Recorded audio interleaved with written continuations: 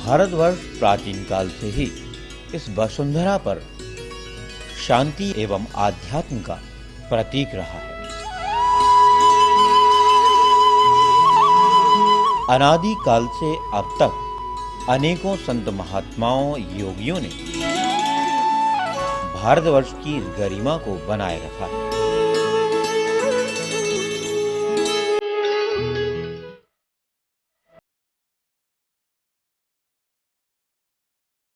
आज संसार आतंकवाद, नक्सलवाद, हिंसा, लूटपाट जैसी अनेकों समस्याओं से जल रहा है।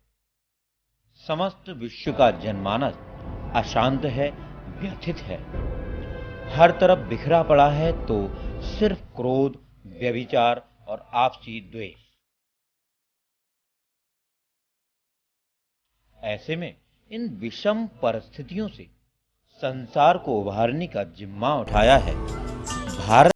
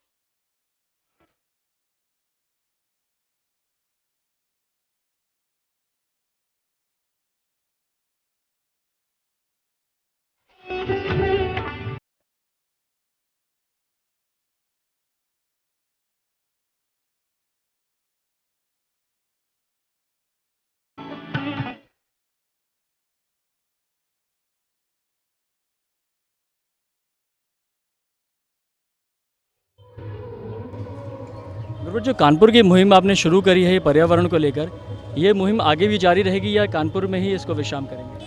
नहीं, देखिए, पर्यावरण बचेगा तो जीव बचेगा, जब पर्यावरण ही नहीं बचेगा तो जीव कहाँ से बचेगा। तो जितने भी लोग हैं संसार में, ना सिर्फ भारत में, उन सबको पर्यावरण की देखभाल करनी चाहिए। ये वृक्ष, ये पेड़ पौधे, ये हमारा पर्यावरण, ये हमें कितनी शुद्ध श्वास देता है। आज डॉक्टर, आज आम व्यक्ति भी इस चीज़ को महसूस कर रहा है। दिल्ली में श्वास लेना बंद हो, खतरा हो गया था कितना बड़ा।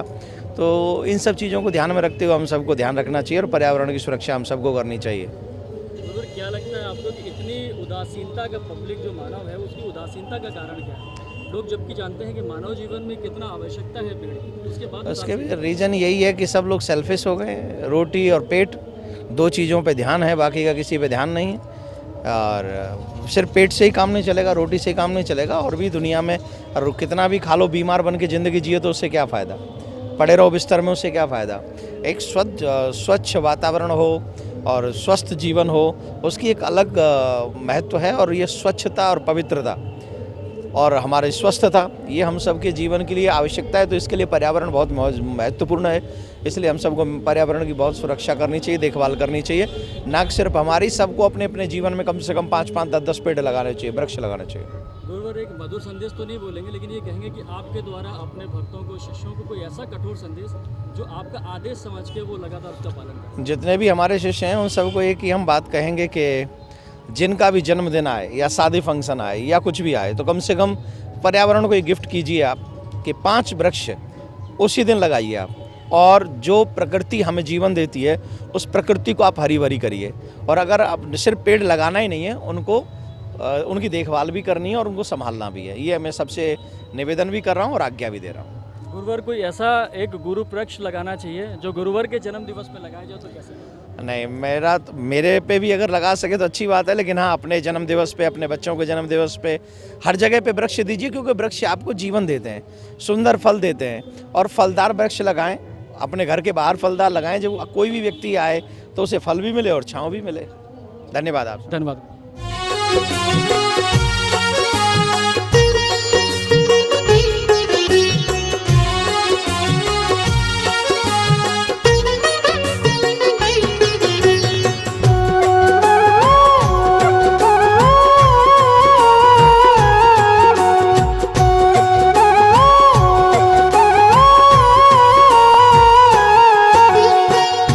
जगत सब छोड़ दिया, जगत सब छोड़ दिया, सावरे तेरे पीछे, ओ रसिया तेरे पीछे, सावरे तेरे पीछे, ओ रसिया तेरे पीछे।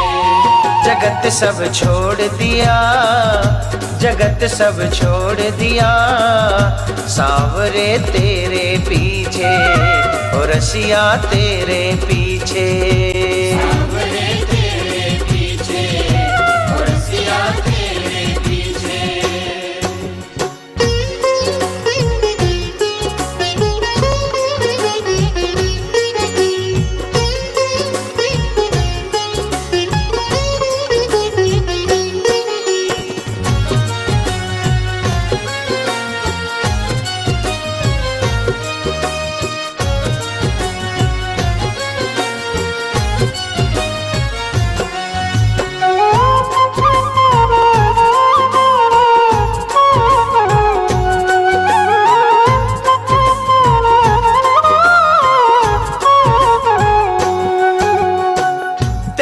पीछे कान्हा में तो वृंदावन आई रे, वृंदावन आई।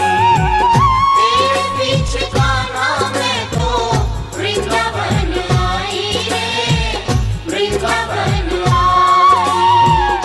ऐसी सुरीली तेने बांसुरी बजाई रे, बांसुरी बजाई। ऐसी सुरीली तेने बांसुरी बजाई रे, बांसुरी बजाई। ये जीवन मोड़ लिया, ये जीवन मोड़ लिया, सावरे तेरे पीछे, ओ रसिया तेरे पीछे, सावरे तेरे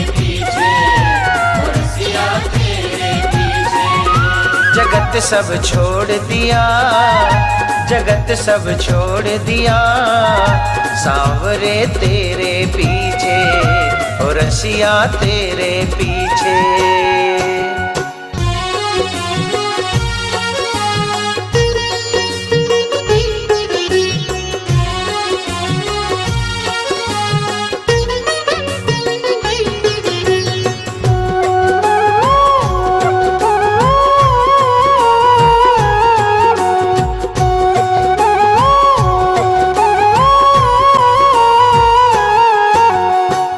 हुई मैं दीवानी मैंने छोड़ा ये जमाना रे, छोड़ा ये जमाना।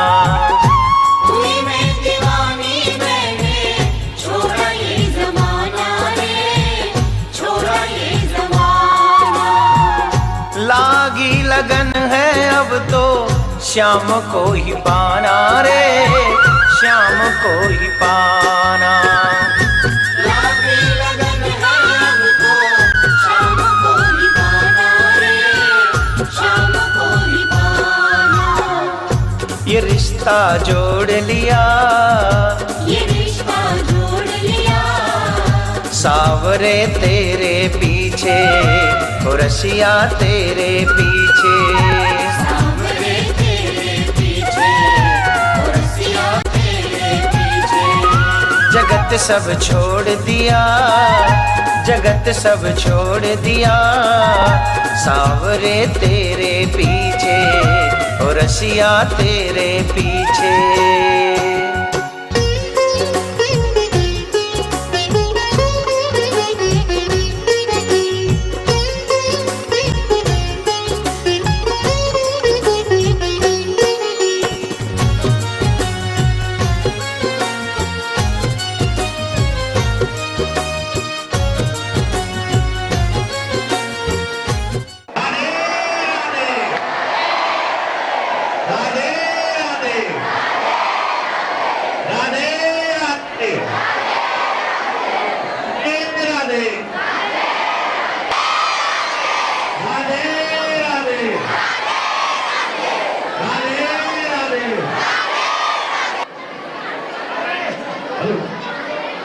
अब मैं इससे निवेदन करना चाहता हूँ कि दीप प्रज्वलन पूजन करके साथ में हमारे विद्यालय के डायरेक्टर श्री एस के सत्यान जी, रेखा दीदी, चित्रा मैडम श्री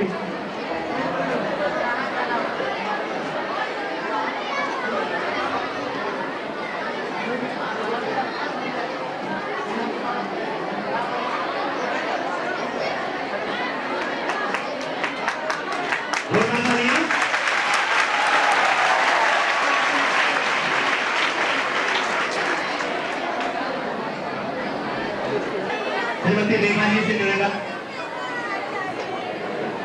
आप भी महाराज श्री का स्वागत करें। इसी कड़ी में चित्ररेखा मैडम जी,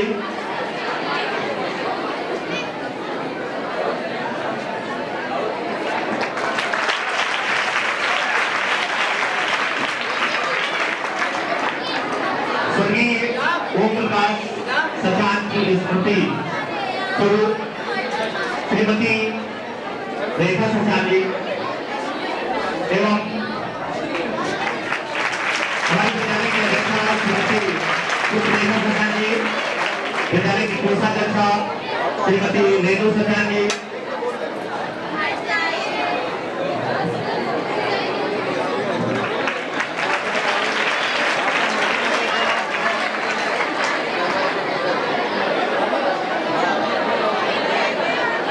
इसी बीच में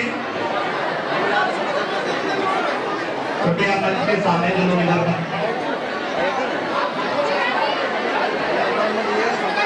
हमारे क्षेत्र के सभासद श्री मनोज गुप्ता जी माल्यार्पण करके स्वागत कर रहे हैं। चित्रा पीजी कॉलेज के प्राचार्य श्रीमती ममता श्रीवास्तव जी,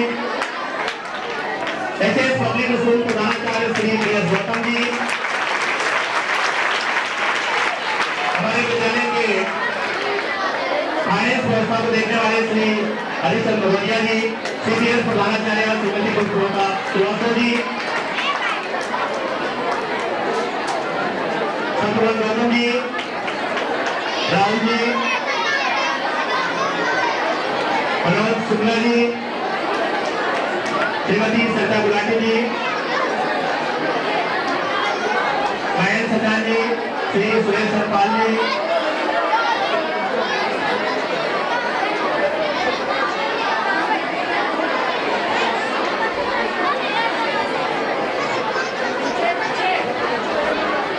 कृपया सभागार में उपस्थित समस्त विद्यार्थी जरूर से मेरा अनुरोध होती है जिसमें कोई बालक या बालिका किस संदर्भ में? अपनी सुलभ नहीं ले पाता है। जैसे आप देख रहे हैं, ये बच्चों के विद्यालय में हम यहाँ आए हैं और यहाँ आने का एक ही रीज़न है कि हम अपनी संस्कृति को, क्योंकि ये बच्चे हमारे फ्यूचर हैं, हमारा भविष्य हैं और इन बच्चों से हमारे देश की आगे प्रगति होने वाली है। और जिस तरीके से हम लोग देख रहे हैं कि आजकल हमारे बच्चों को कल्चर टेररिज्म का सामना करना पड़ रहा है।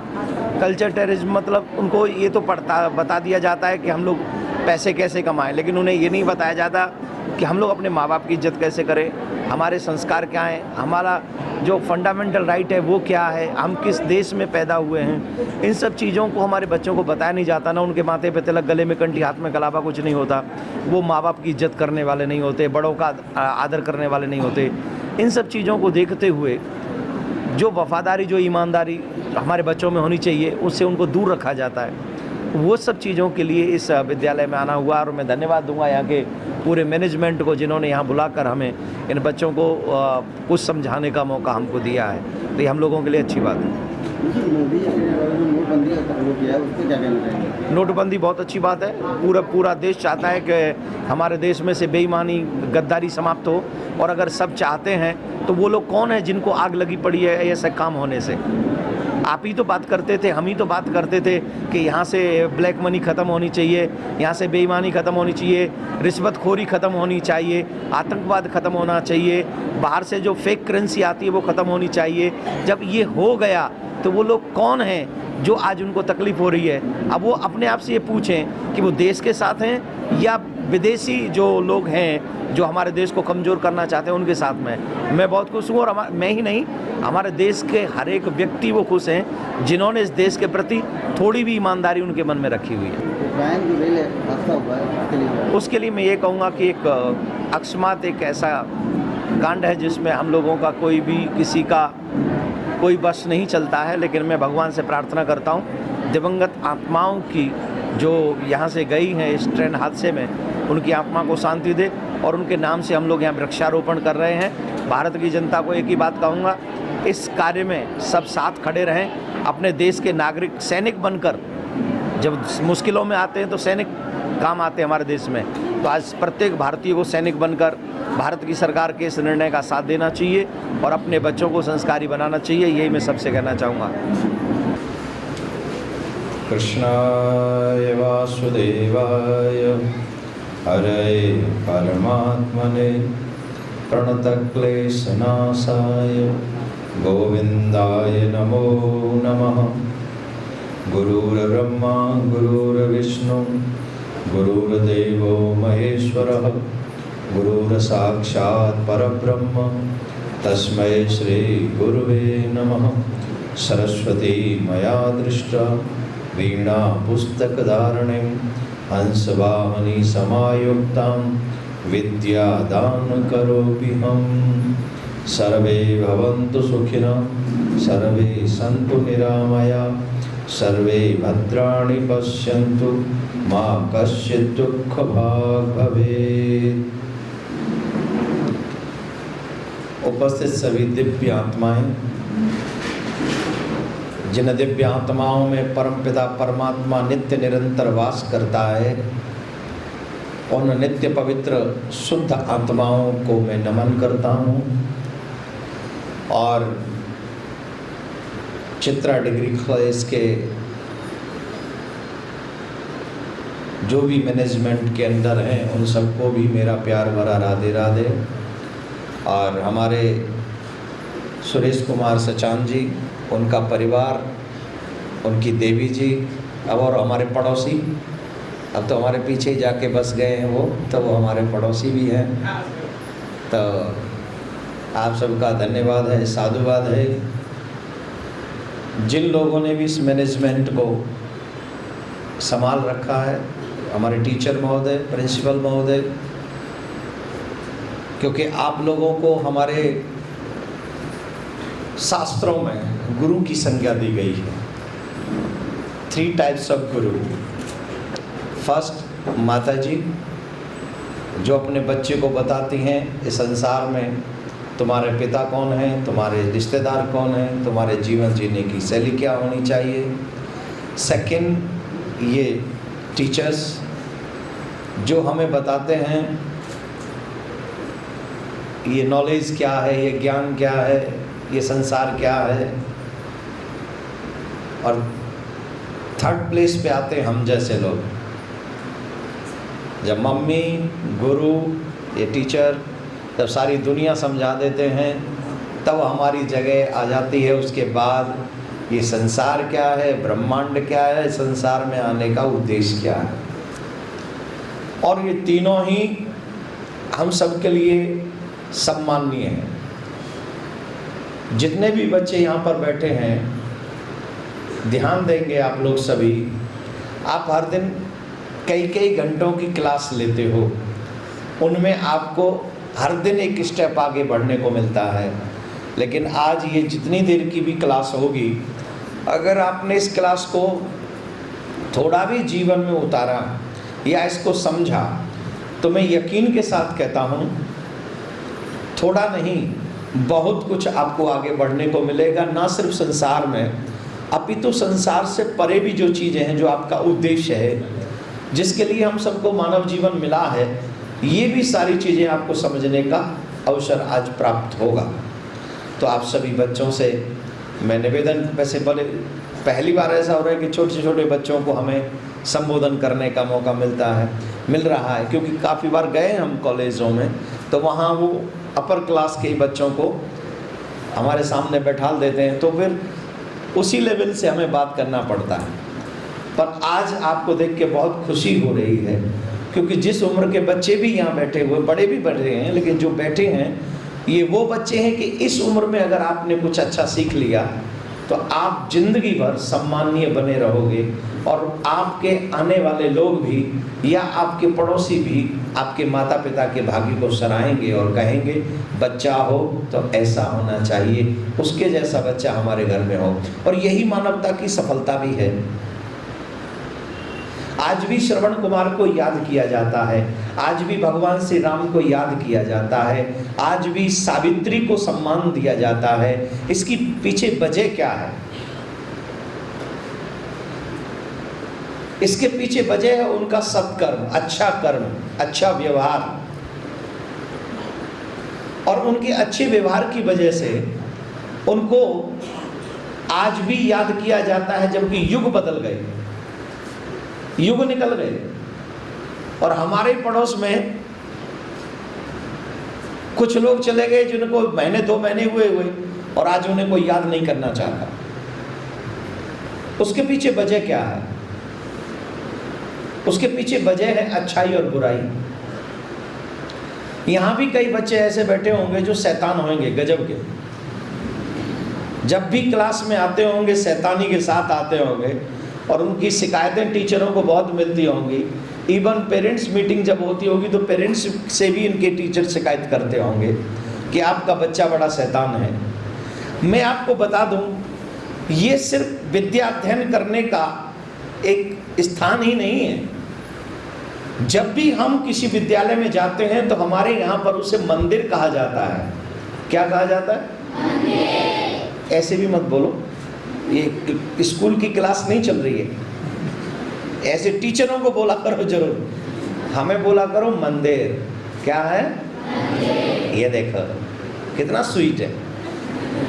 मुझे लगता है आपके टीचर भी ऐसे हो, क्या हो गया, तो फिर आपको भी जवाब ऐसे देना होगा।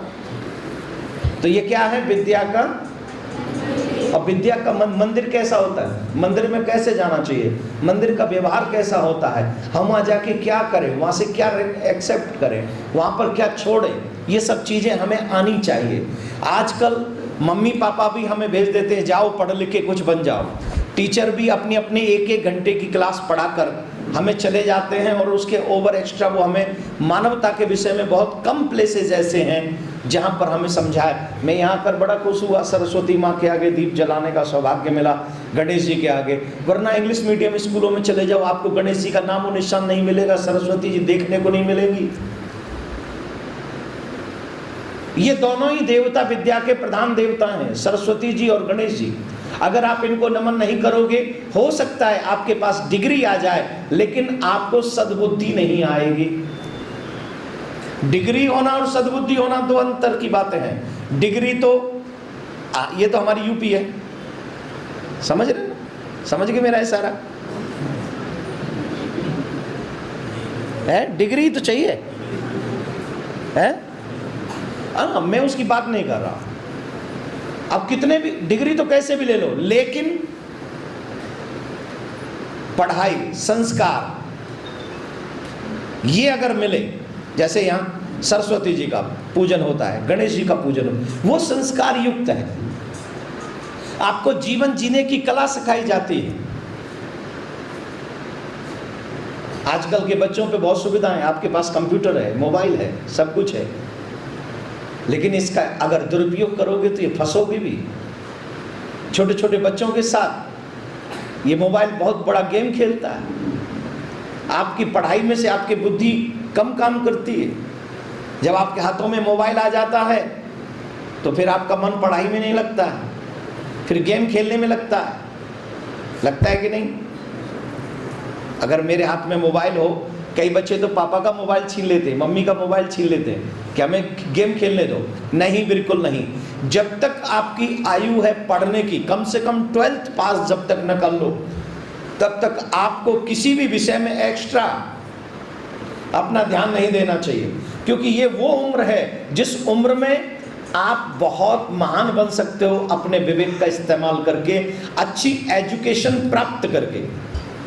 मैं आपको एक बात इंग्लिश में बोलूंगा, no matter how talented you are, people will not show faith in you unless there is a proof of your success. ये माइंड नहीं करता कि तुम कितने टैलेंटेड हो, कितने बुद्धिमान हो, क्योंकि ये दुनिया आप पर यकीन नहीं करती, ये दुनिया आप पर विश्वास नहीं करती। कब तक नहीं करती? जब तक आप उन्हें प्रूफ न दे दो। और आपका प्रूफ क्या है? डिग्री प्रूफ नहीं है, सफलता प्रूफ है। अगर आपने अपने जीवन में अच्छे काम करके अपने आप को सफल बना लिया और आपके माँ बाप को आपकी वजह से सर उठा के जीने का सौभाग्य मिला, तो ये गारंटी की बात है कि आपने उस समाज को प्रूफ करके बता दिया कि हम चाहे जैसे भी घर में पैदा हुए हों, लेकिन हमारे पास टैलेंट है और हमने उस टैलेंट का सदुपयोग किया है, मिसयूज नहीं किया।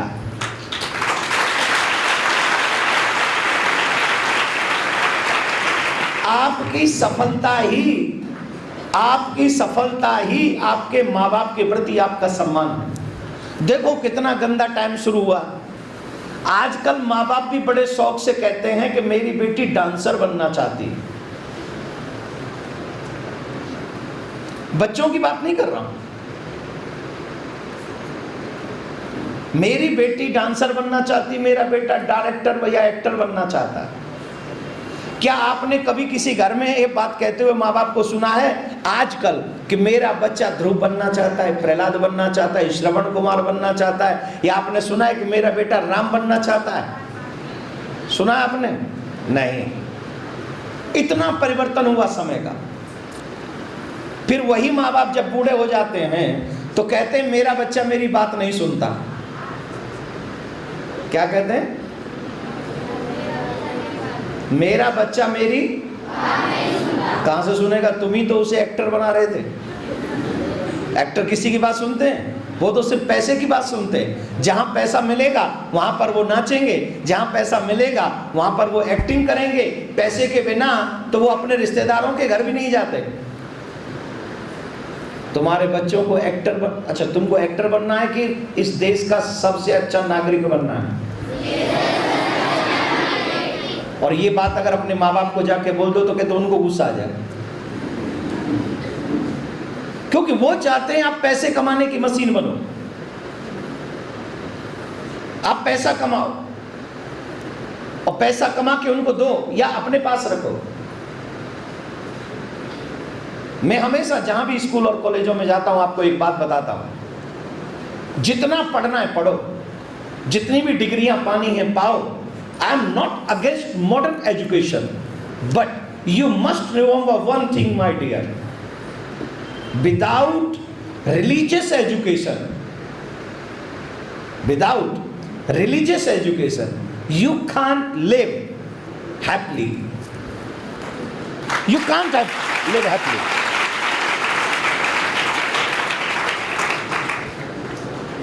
Education nowadays, modern education, हम सबको चाहिए, इसके बिना तो गति नहीं है, क्योंकि समाज में हमें देश में काम करना है, देश के साथ रहना है, विश्व के साथ रहना है, तो उसके लिए मॉडर्न एजुकेशन जरूरी है।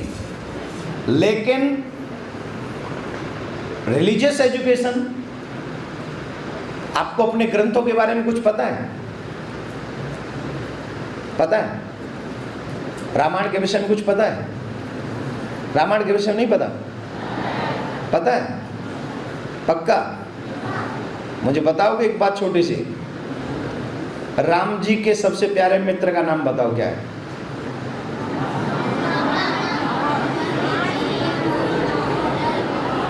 शांति रखो, शांति रखो। एक व्यक्ति हाथ उठाओ, वो बताएगा, उससे हम पूछेंगे।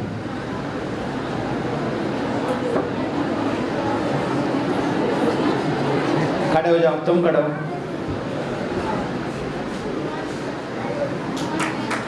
हनुमान जी वो मित्र थोड़ी थे, हनुमान जी मित्र थोड़ी थे भगवान श्री राम के। रामायण में बैठ जाओ,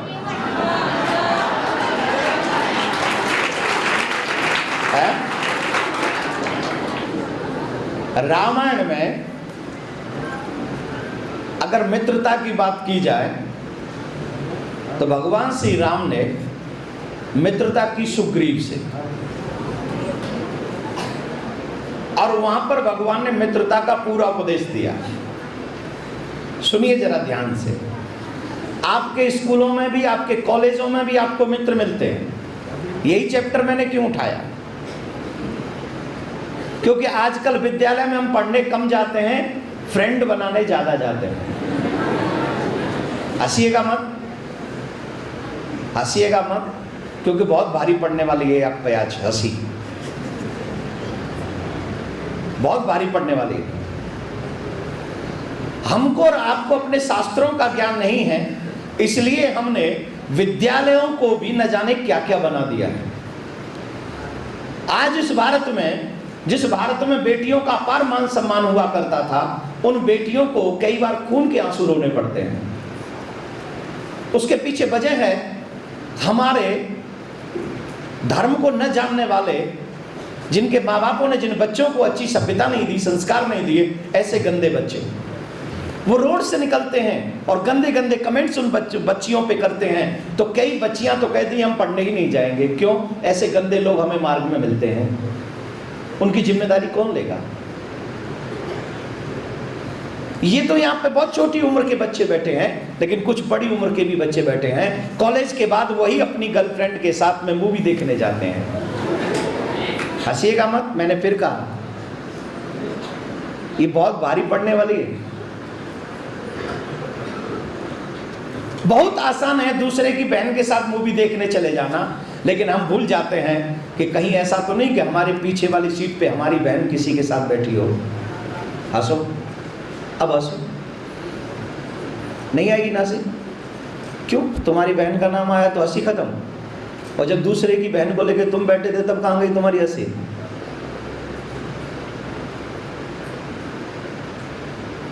ये एजुकेशन देने वाला नहीं है हमारे कल आजकल।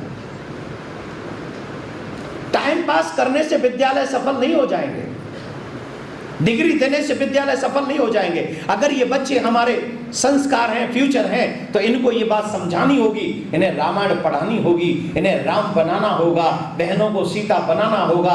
और जब राम और सीता ये हमारे बहन भाई बनेंगे, तब मेरे भारत का स्वच्छ भारत का निर्माण होगा, अखंड भारत का निर्माण होगा।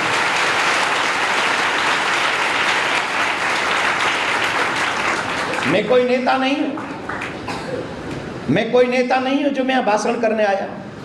मैं आपका वेल विशर हूं। जितने भी बच्चे यहां बैठे हैं, अच्छी क्वालिटी के जितने भी बच्चे बैठे हैं, मैं उनका वेल विशर हूं। और बुरी क्वालिटी के जितने भी बच्चे बैठे हैं, मैं उनसे एक बात कहना चाहूंगा, जन्म बार बार नहीं मिलता। So my dear, don't play with yourself. You will have to pay with compound interest whatever you do. English आ गई समझ में कि नहीं? हिंदी अनुवाद करूं? आपको मैं ब्याज के भोगना पड़ेगा जो भी आप यहां करेंगे,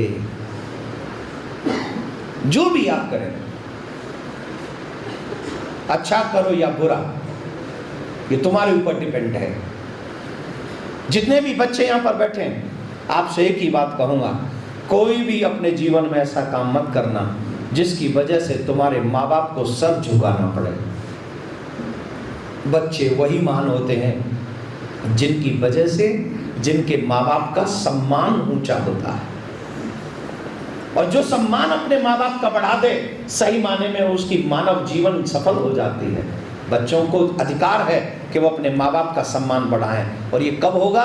जब आप अच्छा पढ़ेंगे, अच्छी डिग्री प्राप्त करेंगे, लेकिन अच्छे संस्कार भी पालेंगे। कौन कौन सुबह उठ के अपने माँ बाप के चरण छूता है? अरे वाह, कितने अच्छे स्कूल कॉलेज में आप लोग पढ़ रहे हो, कितने अच्छे संस्कार आपको दिए जा रहे हैं। मैं इनको साधुवाद दूंगा इस संस्था को कि आपके बच्चे जाके चरण छूते हैं। Thank you so much. नीचे करें हाथ। जो लोग अभी भी हाथ नहीं उठाए हैं, मम्मी पापा ने है ना, जाके सुबह रोज स्कूल आने से पहले माँ बाप के चरण छुओ। बेटियां नहीं छुएंगी, बेटियां सिर्फ सर झुका के प्रणाम करें, ठीक है? जिन भगवान को भी आप मानते हैं, राम जी को, कृष्ण जी को, राधा रानी को, या जिनको भी मानते हैं आप, गंगा मैया को, उनको लेके प्रणाम करें, उनका नाम लें और प्रणाम करके उनका आशीर्वाद लें। अब पूछिए, आशीर्वाद लेने की जरूरत क्या है? पूछिए। अभी जिस सक्सेस की मैं बात कर रहा था, जिस सफलता की मैं बात आपसे कर रहा था, जानते हो, ये सफलता, मेहनत तो आप करते ही हो, लेकिन उस मेहनत को 4 कदम आगे बढ़ा देते हैं आपके माँ बाप के आशीर्वाद। जो बिगड़े हुए कल्चर में लोग रह रहे हैं और जी रहे हैं, उनको माँ बाप का आशीर्वाद नसीब नहीं है। वो अपने माँ को बोलते हैं गुड मॉर्निंग, बदले में मॉम क्या बोलती है? बोलना मॉर्निंग टू, यही बोलते हैं, गुड मॉर्निंग बेटा। अब आशीर्वाद है यहाँ कहीं? गुड नाइट, गुड नाइट बेटा, आशीर्वाद है यहाँ कहीं? ये जितने भी, जो आपको तो पता होगा, या आप लोग जो सीनियर हैं उनको पता होगा, हमारे माँ बाप हमें कितना आशीर्वाद देते थे। जो लोग चरण छूते थे, ये सिद्ध है, दुनिया की हर चीज झूठी हो सकती है, माँ बाप के आशीर्वाद झूठे नहीं हो सकते। आप लोग अगर निष्फल होते हो या अपने जीवन में सफल नहीं होते हो, उसके पीछे है आपके जीवन में आपके माँ बापों के आशीर्वाद नहीं है। माँ बाप के आशीर्वाद में कितनी ताकत होती है, ये आज के बच्चे भूलते जा रहे हैं। एक आशीर्वाद आपको लाखों बुराइयों से बचा लेता है, लेकिन ये बात सिखाने वाले माँ बाप भी शांत हैं, पता नहीं वो कहाँ चले गए। एक पुराना गाना था, जाने कहाँ गए वो दिन, है? जिन कहाँ गए वो दिन, जो अच्छे थे, संस्कारी थे माँ बाप, जो हमेशा अपने बच्चों को आशीर्वाद, क्या आशीर्वाद है? दूधो नाओ कूदो फलो, सफलता का सारा चिन्ह इसमें है, पूरी सफलता छिपी है इसमें। शतायु बने रहो, और न जाने कितने कितने आशीर्वाद हमारे माँ बाप देते। तो इसलिए आप सबको चाहिए कि आप सब अपने माँ बाप का आशीर्वाद दो। जितने भी बच्चे हैं, सुबह या रात को सोने जाओ उससे पहले उठो तो सबसे पहले अपने माता पिता के जितने भी लड़के हैं वो पैर छू के फिर ये सारे कार्य की शुरुआत करें। बहनें जितनी भी छोटी छोटी बिटियां हैं, आप चरण नहीं छुएंगी, आप हाथ जोड़ के प्रणाम करें। शुरुआत में तकलीफ होगी, आपके माँ बाप भी आश्चर्य में पड़ जाएंगे कि ये नया चेंज कहाँ से हो रहा है, लेकिन उनको कह देना कि कभी ना कभी तो बदलाव आता ही है, इसलिए सोचा आज से बदलना शुरू कर लें। सिर्फ 5-6 दिन आप लगातार करोगे, फिर आपकी हैबिट बन जाएगी और जीवन भर आप आशीर्वाद के पात्र बने रहोगे और हमेशा आप आगे बढ़ते रहोगे, इसमें कोई दो राय नहीं।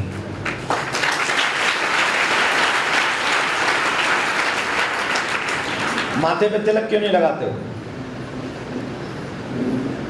जितने भी टीचर्स यहाँ हैं, मैं आप सबसे भी कह रहा हूँ, और आप सब जितने भी लोग यहाँ बैठे हैं, माथे पे तिलक लगाना प्रारंभ करवाइए अपने स्कूल और कॉलेजों में, और आप बच्चे लगाइए।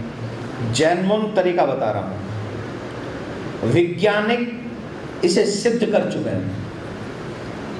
यहाँ पर हमारा आज्ञा चक्र रहता है, जब आप तिलक लगाते हैं, जब आप उस उंगली से उसे पुश करते हैं तो हमारा आज्ञा चक्र जागृत होता है, और जब आज्ञा चक्र जागृत होता है तो लगातार ये सब करने से आप ये नहीं कह सकते कि हमारा मन पढ़ाई में नहीं लगता, क्योंकि वो आपको विवेकशील बना देता है, वो आपको आगे बढ़ने के लिए प्रेरित कर देता है। और इससे हमारे बच्चे पहले 18वीं सदी में 100% लोग साक्षर थे, 100%।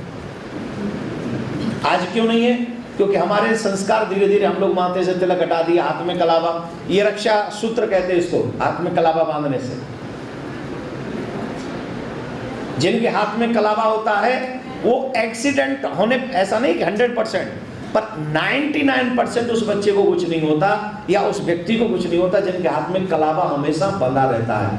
और एक बड़ी बात बता दूं आपको, जो कोई नहीं बता पाएगा, जो व्यक्ति रोज भगवान के चरणों का चरणामृत पान करता है उसकी कभी अकाल मृत्यु नहीं होती, कभी नहीं। अकाल मृत्यु भय हरणम, जो भगवान के चरणों का चरणामृत पान करते हैं उनकी कभी अकाल मृत्यु नहीं होती।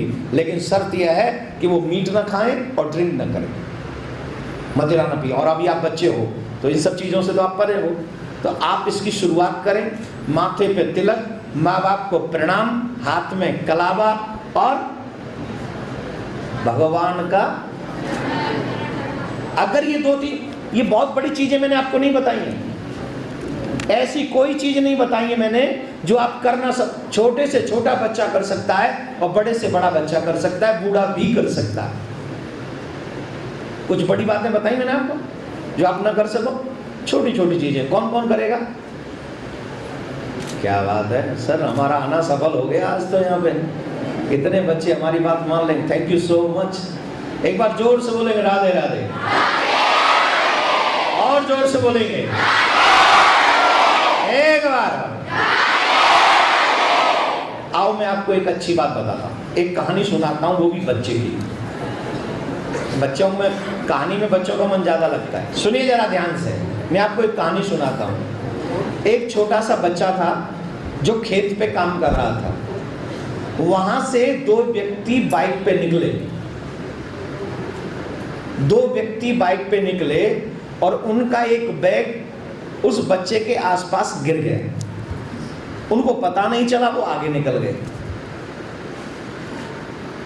और वो बच्चा जब काम करके निकला तो उस बच्चे ने देखा वहां पे एक बैग पड़ा हुआ है, और जब उस बैग को देखा खोल के तो उसमें ढेर सारे पैसे थे, 1000 की और 500 की गड्डी थी, जो कि 8 तारीख को मोदी जी ने बंद कर दी। उस समय तो चल रही थी जब ये कहानी घटी, ये सच्ची घटना बता रहा हूं मैं आपको। 1000 और 500 की गड्डी थी, कम से कम 15 से 20 लाख रुपए उसमें थे। अब उस बच्चे ने जब वो बैग देखा तो वो डर गया। वो सोचने लगा कि जिनका ये बैग है उनको मिलना चाहिए, लेकिन वो तो चले गए बाइक पे, अब मैं तो उनको पकड़ूं कैसे, पहचानूं कैसे, तो अब मैं क्या करूं? और अगर इनको घर पे ले जाऊं तो हो सकता है मेरे मम्मी पापा इनकी चोरी कर लें। ये बच्चे का देखिए कितना बड़ा उसकी सच्चाई है। हर एक भारत के बच्चे को ऐसा होना चाहिए, ईमानदारी में वो अपने माँ बाप से भी समझौता ना करे। ये है मेरे भारत की संतान। तो सोच रहा था मैं क्या करूं इसका। तो उसने क्या किया, जो हमारे भूस होता है ना, भूस, जो भूसा, हमारे यहाँ भूस बोलते हैं उसको, आपके यहाँ आते आते कानपुर 300-350 किलोमीटर है ना हमारे यहाँ से, तो कुछ तो बदला होगा, तो हमारे यहाँ भूस, तुम्हारे यहाँ भूसा। तो उस भूसा के ढेर में उसने वो बैग छुपा दिया, और उसे छुपाने के बाद ही वो तुरंत वहीं आके खड़ा हो गया उसी खेत पे, क्योंकि उसने अपनी अकल लड़ाई, जिसका बैग गिरा है वो ढूंढने जरूर आएगा, तो वहीं खड़ा हो गया। तो वो बाइक वाले बड़े परेशान थे, वो जब देखा बैग नहीं है तो वो बाइक लौटा के लाए, वो ढूंढ रहे थे। और जब वो ढूंढ रहे थे तो उस बच्चे ने पूछा क्या ढूंढ रहे हो। उनको तो टेंशन हो गई, कैसे बता देंगे, हम बता देंगे तो बाद में मिलेगा तो बताएगा नहीं। उनको चोरी थी मन में उनके में। बोले नहीं नहीं कुछ नहीं कुछ नहीं कुछ नहीं। बोले मुझे पता है तुम लोग बैग ढूंढ रहे हो। बोले तुझे कैसे पता। बोले आप बताइए उस बैग में क्या था। अब वो न बताएं, क्योंकि बता देंगे और इसको बैग मिल गया तो ये हमें नहीं कभी बताएगा, अभी हम ढूंढ लें पहले। बोले नहीं नहीं नहीं नहीं बैग है बैग है। बोले उसमें पैसे थे ना। अब तो उन्हें पता चल गया इसी बच्चे पे बैग है। बोले भाई तेरे हाथ जोड़े, तू बता दे तुझे वो बैग मिला है। बोले मुझे, मैं बाद में बताऊंगा, पहले बताओ उस बैग में पैसे कितने थे। उनको पता चल ही गया कि इसको तो सब कुछ ही पता है। उन्होंने कहा उसमें बहुत रुपए थे, हम ट्रैक्टर खरीदने जा रहे थे और कुछ पैसे हम बैंक में जमा करने, हम किसान आदमी हैं, हम जमा करने जा रहे थे और हमारा बैग यहीं पर गिर गया है। तो उस बच्चे ने कहा कि वो बैग आपका मुझे मिला है, आओ मैं आपका वो बैग देता हूँ। और उसने, वो बच्चे ने बैग निकाला और उन दोनों किसानों को दे दिया। और जैसे ही उनको लगा तो उन्होंने बहुत सारी, मतलब गड्डी 2-4 निकाली 500 की, मतलब 1.5-2 लाख रुपए उसकी तरफ बढ़ाए। कहा ये तेरा इनाम है। तो उस बच्चे ने कहा ये मेरा इनाम नहीं, मैंने जो किया है ये मेरा काम है और ये मेरा ईमान है।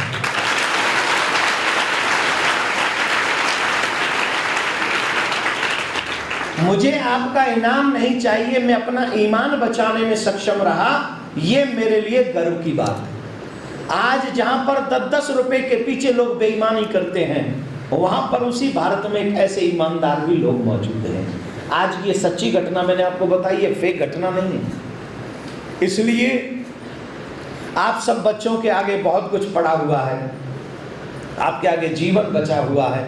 आपसे मैं एक ही प्रार्थना करूंगा, मोबाइल, लैपटॉप इन सब में कम ध्यान दें, अपनी पढ़ाई में खूब सारा ध्यान दें। स्कूल कितने बजे आते हो? 7:30, राइट? तो 7:30 उठते कितने बजे हो बिस्तर में से?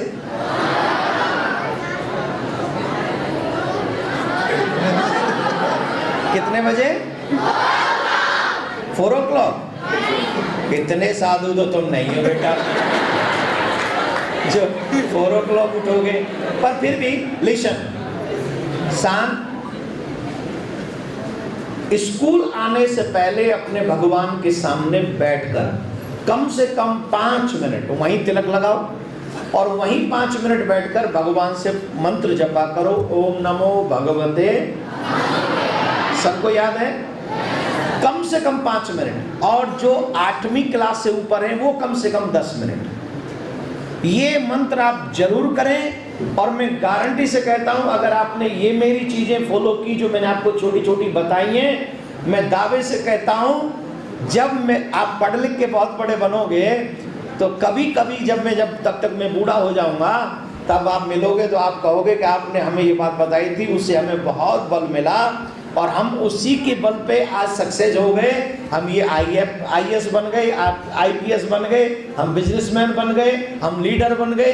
इस मंत्र में वो शक्ति है कि आपको आपके माँ बाप के आशीर्वाद के साथ बहुत बहुत बहुत आगे बढ़ाएगी। कौन कौन करेगा? करोगे?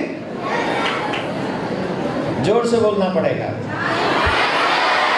जोर से बोलना पड़ेगा। सो मेरे प्यारे हो, always try to represent yourself happy. खुश रहो, आनंद में रहो और अपने आप को आगे बढ़ाने के लिए ये सब कार्य करो जो मैंने अभी आपको बताया। संस्कारी बनो और अगेन हमारे चित्रा डिग्री कॉलेज के सभी अधिकारियों को, पदाधिकारियों को और सभी साहब प्रिंसिपल, टीचर्स, जितने भी लोग हैं अभी बैठे रहे 2 मिनट, सभी को साधुवाद है, धन्यवाद है। और जब भी मैं कानपुर आता रहूं, आप जैसे प्रेमी बच्चों से और आप जैसों से मिलता रहूं, ये मेरा भी सौभाग्य होगा। कल्चर टेररिज्म को मिटाने के लिए हमको अपने संस्कार बचा के रखने होंगे, अपने संस्कारों को बचा के चलेंगे, तभी भारत माता की जयकारे हम हमेशा इस देश में लगा सकेंगे।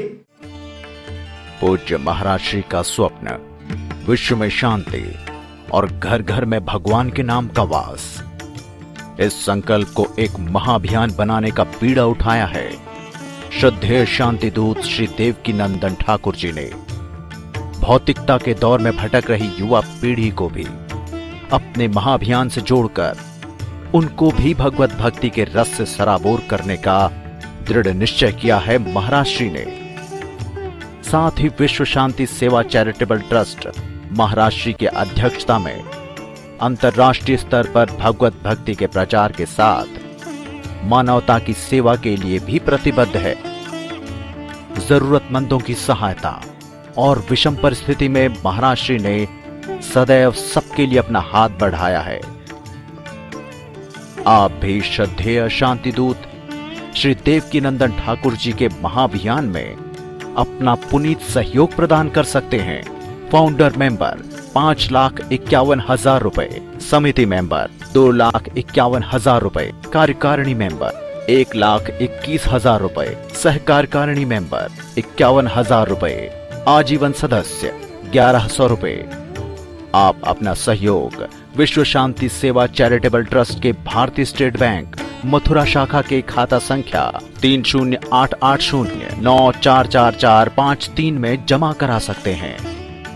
मासिक पत्रिका शांति संदेश एवं महाराज श्री द्वारा गाए हुए सुंदर सुंदर भजनों की सीडी व श्रीमद् भागवत कथा एवं श्री राम कथा के डीवीडी सेट प्राप्त करने के लिए संपर्क करें। ज्योति music company, Shanti Seva Dham, Chhatikara, Vrindavan road, Vrindavan, Mathura, Uttar Pradesh. Phone number 0735111221, 0735111331। Delhi कार्यालय C5/90, first floor, sector 6, Rohini, Nai Delhi 110085। Phone number 01147564008। Mobile 9212210143। Website www.vssct.com, www.shantisevadham.in। Email info@vssct.com। Twitter DN/Thakur/G। Facebook Devki Nandan Thakur ji VSSCT।